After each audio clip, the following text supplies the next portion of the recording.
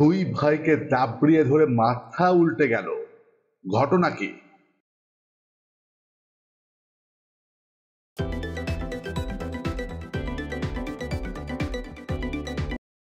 দুই ভাই মহাকাণ্ড করে বেড়ায় তা কেউ জানতো না।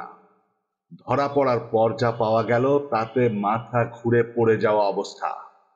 দাম বেশি না, মাত্র 3.5 কোটি টাকা। মাজা হাতড়িয়ে বেরিয়ে এলো চকচকে মালামাল। মহেশপুরে 3টি স্বর্ণের বার সহ 2 স্বর্ণ কারবারিকে আটক করেছে অষ্টান্ন বিজিবি। 2টার দিকে উপজেলার নগরবন্যী এলাকার মাদ্রাসার সামনে থেকে উদ্ধার অভিযান পরিচালিত হয়।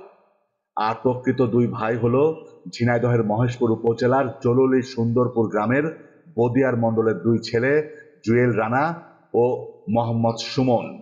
অষ্টান্ন বিজিবির অধিনায়ক জানান, গোয়েন্দা তথ্যের ভিত্তিতে তারা জানতে পারে যে জলুলি এলাকা দিয়ে স্বর্ণ পাচার হওয়ার সম্ভাবনা রয়েছে।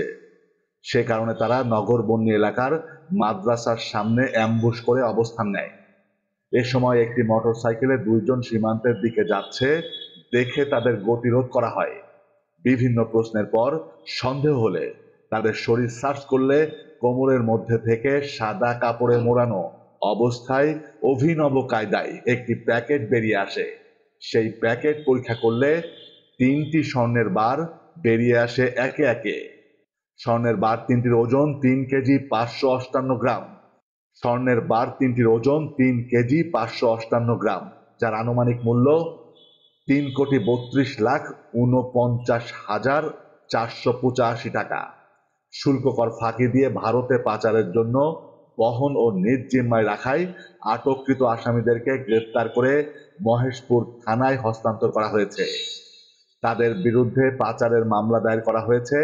স্বর্ণের বার ঝিনাইদহ ট্রেজারি অফিসে জমা দেওয়া হয়েছে।